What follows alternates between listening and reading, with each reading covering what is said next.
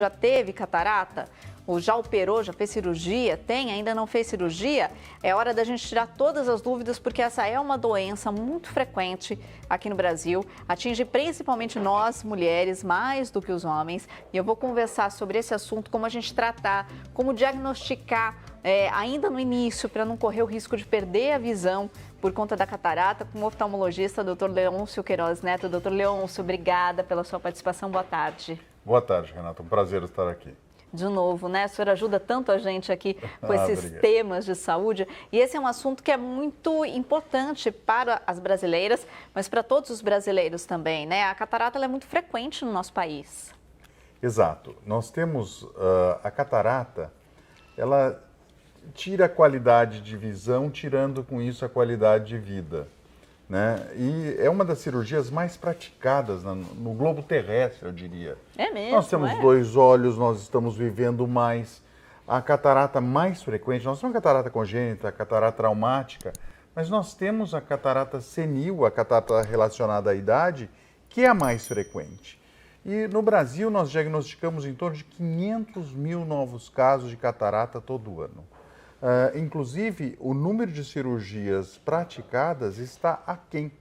Por isso existe essa fila para se operar a catarata, né? Mas nós temos conseguido, e é uma cirurgia que restaura a visão e melhora, consequentemente, a qualidade de vida, a qualidade de visão, devolve muitas vezes a dirigibilidade para o idoso, né? E é muito importante. E a cirurgia, a gente vai falar mais sobre ela daqui a pouco, mas ela é relativamente simples, não é? É simples. Geralmente, quando a gente fala de catarata, acaba falando de cirurgia. Por quê? Porque o tratamento da catarata é cirúrgico. Né? Não existe nada que você possa fazer, se você está com catarata, que não seja cirurgia. O que existe é o desenvolvimento de cataratas que levam um tempo maior e cataratas que às vezes acontecem num tempo menor. Então, o que sempre nós falamos é que nós temos que eleger uma cirurgia eletiva, quando o médico e o paciente elegem a melhor data para ocorrer a cirurgia. E quando é a melhor data? É quando ele está tendo o paciente está tendo restrições da sua qualidade de vida e sua qualidade de visão. Olha, se você tem alguma dúvida sobre esse assunto, sobre a catarata, quer enviar para o Dr. Leôncio, pode enviar pelo nosso canal do YouTube, @programamulher.com no YouTube, a gente está ao vivo, o nosso chat está aberto, então você pode participar. Quiser mandar pelo Facebook também, estamos ao vivo, pode mandar também, que eu repasso a sua pergunta para o Dr. Leôncio, oportunidade de você tirar todas as suas dúvidas agora. Doutor, começa explicando para a gente então o que é a catarata. Muito bom. É a primeira vez que eu estou em entrevista numa mesa assim, num bistrô. Falei que a gente pode trazer até o guacamole para cá, não é? A gente Mas fica nessa nós mesa vamos colocar. Esse é um modelo ocular esquemático. Então, só para colocar, nós temos o globo ocular, aqui nós temos a córnea, o colorido do olho e temos o cristalino, que nós nascemos com ele assim, cristalino. Com a juventude, ele vai ficando opaco, ele fica aqui atrás da íris, atrás do colorido do olho. Então, o cristalino vai ficando assim, vai ficando amarelado. Então, o que nós temos que fazer? É substituir o cristalino, é tirarmos o cristalino e implantarmos daí uma lente intraocular, né? Por que esse cristalino vai ficando amarelado? Nós temos alterações, existem hoje medicamentos que interferem na catarata. Por que as mulheres também têm mais catarata? A mulher tem mais diabetes, então diabetes leva a isso, as variações glicêmicas. A radiação solar é uma causa importante. A radiação UV acaba levando em 60% as chances de você desenvolver catarata. O tabagismo ajuda a desenvolver catarata. Então, é multifatorial. E sem contar medicamentos à base de corticoide contribuem para a catarata. Então nós temos que estar atento no mundo de hoje a tudo isso. Nós temos inflamações oculares, reumatismos, infecções como uveites, que podem levar à catarata também. Certo. Então eu diria para você que é uma doença assim multifatorial e que Às vezes é a até cirurgia difícil, sendo então, né? simples, você restaura a visão. O importante é que o paciente tenha apenas a catarata. Agora, se ele tiver alguma doença aqui na retina, que acarpeta todo o globo ocular, aqui no nervo óptico, isso não vai ser envolvido na cirurgia de catarata. Mas não isso vai ser reparado. é o médico oftalmologista que vai fazer esse No diagnóstico, exame né? pré-operatório, nós vamos fazer esse diagnóstico. Tá. Então, nós retiramos o cristalino opaco, né? E substituímos por uma lente intraocular. Aqui está a lente e eu trouxe uma lente no tamanho... Uma real. Real, né? Aqui tá, nós temos 100 vezes, 200 vezes. Essa é uma lente real, eu não sei se vocês estão pegando com o zoom, ela é flexível. Essa lente, nós emulsificamos, nós dissolvemos o cristalino, pode ser dissolvido com laser. Deixa eu tentar colocar essa ficha aqui atrás, ó, acho que vai ficar mais fácil. Ou mesmo com o ultrassom. E daí nós criamos um saquinho lá dentro do olho, deixa-se a cápsula posterior da catarata. E daí o que nós implantamos? Essa lente entra dobradinha, como se fosse sabe uma caneta Bic? Então ela entra dobradinha, nós empurramos e ela abre lá dentro. Óbvio que previamente à cirurgia de catarata, nós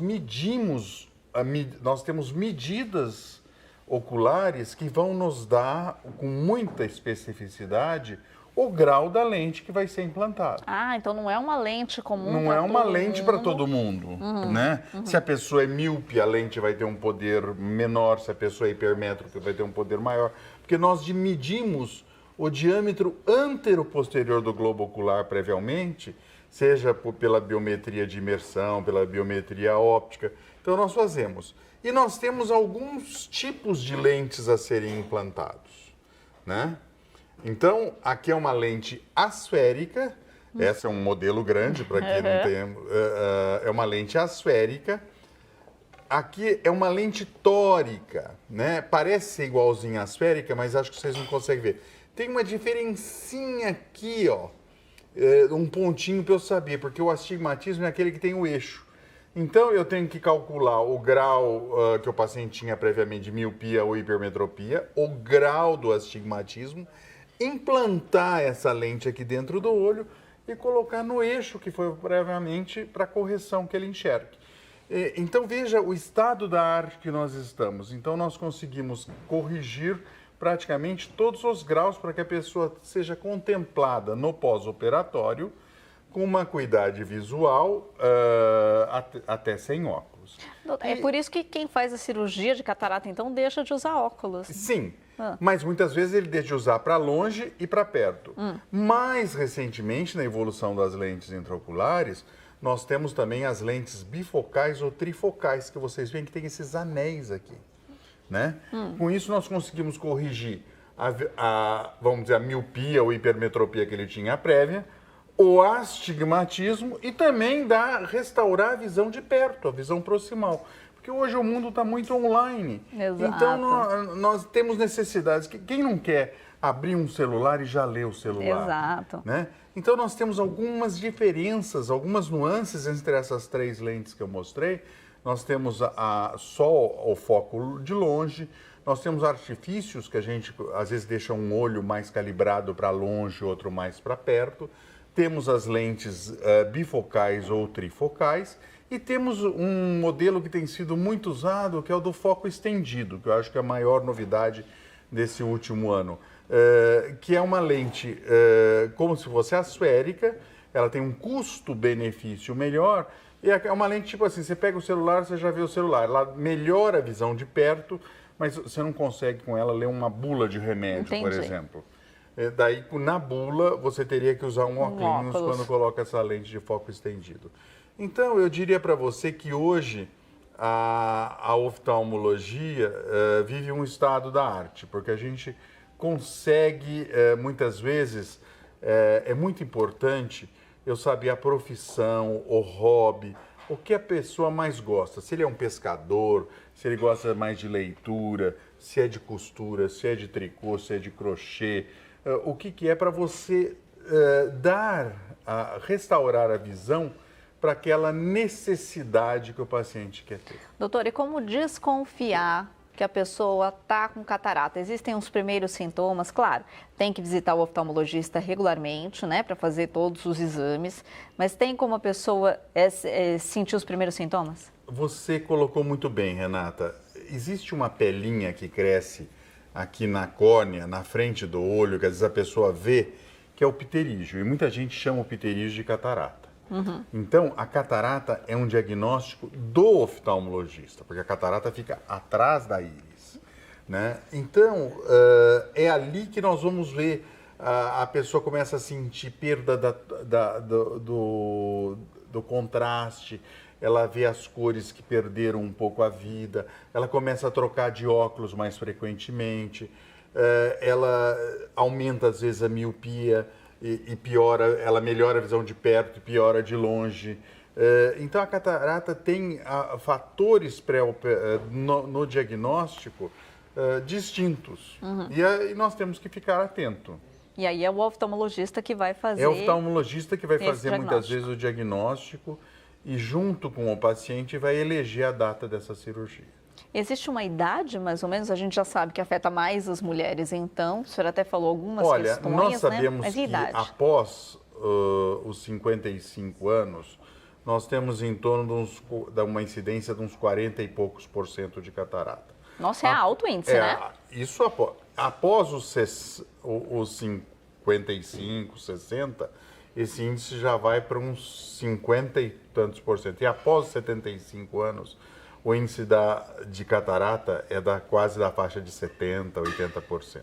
Nossa. Né? E hoje nós temos visto que mesmo, às vezes você tem um paciente com alterações cognitivas, porque nós estamos vivendo mais, a contemplação da visão melhora muito, às vezes, a resposta desses pacientes. A visão é, sem dúvida, o mais importante dos sentidos para que a pessoa tenha uma boa resolutividade, uma boa interação cognitiva na sua vida. O senhor explicou bem certinho para a gente sobre a cirurgia, então, como que ela acontece. E a recuperação? É uma recuperação tranquila da cirurgia? É uma recuperação muito tranquila.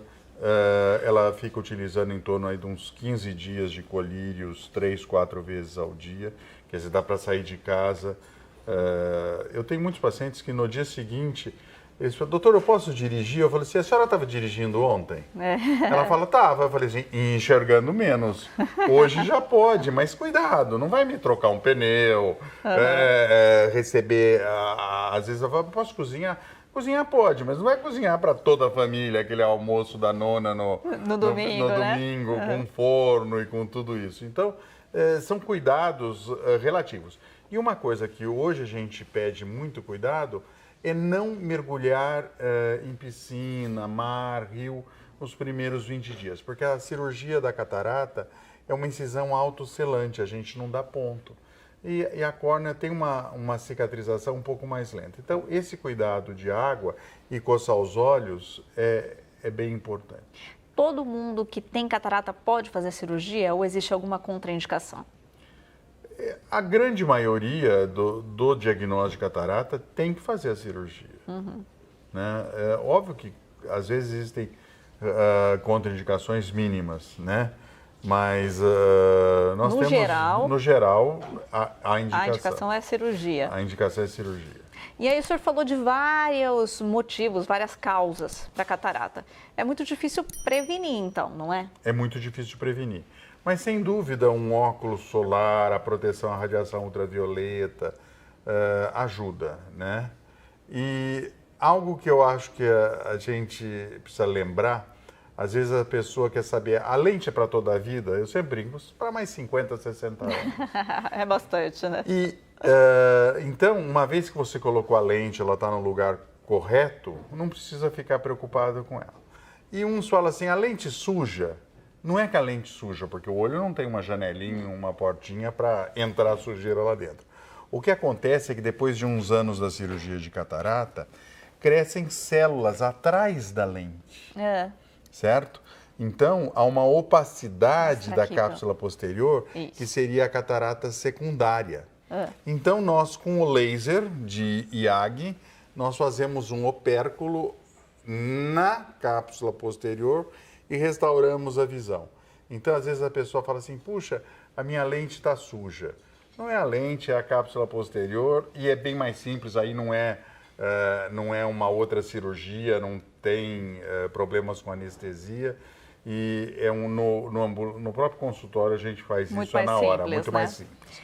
E a anestesia é quase sempre uma anestesia tópica ou local, e a cirurgia é ambulatorial, e o paciente leva em torno de 10 minutos a cirurgia, em média. Tem alguns casos que são um pouco mais complexos, mas é muito a satisfação para nós oftalmologistas. É muito bom você ver no pós-operatório o seu paciente já enxergando, feliz, né? e tendo um novo ímpeto da sua vida, da sua relação. Doutora, a gente está com o tempo finalizando, mas eu não queria deixar de responder. A Marina Pereira Lima, que participou com a gente pelo YouTube, obrigada, Marina. Ela diz o seguinte, boa tarde, eu fiz a cirurgia da catarata faz 5 anos, só que eu tenho diabetes e minha visão está ficando fraca. Eu vou ao oftalmologista uma vez por ano. Será que eu tenho que refazer a cirurgia? É o que eu disse, é difícil ter que refazer a cirurgia de catarata quando está tudo certinho. Ela falou um problema principal primeiro, diabetes. Né? O diabetes é uma causa muito importante de cegueira, ele precisa ser muito controlado. Hoje nós temos injeções de anti-VEGF, temos o laser, temos algumas maneiras de controlar a retinopatia diabética, que ela não aparece de imediato quando você tem diagnóstico de diabetes. Ela às vezes leva 5, 10 anos de um diabetes com flexibilidade, com mau controle, para dar as caras. E leva a cegueira, leva ao descolamento de retina, leva a hemorragias.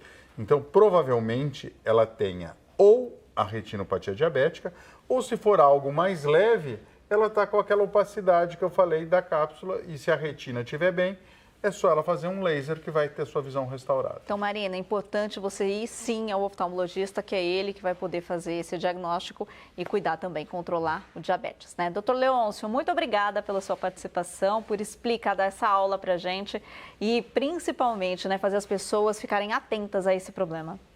Eu agradeço, Renata, a você, a toda a equipe do Mulher.com, da TV Século XXI. É sempre um prazer estar aqui. E um bom fim de semana a todos. Obrigada, bom fim de semana para o senhor também. Até uma próxima. Até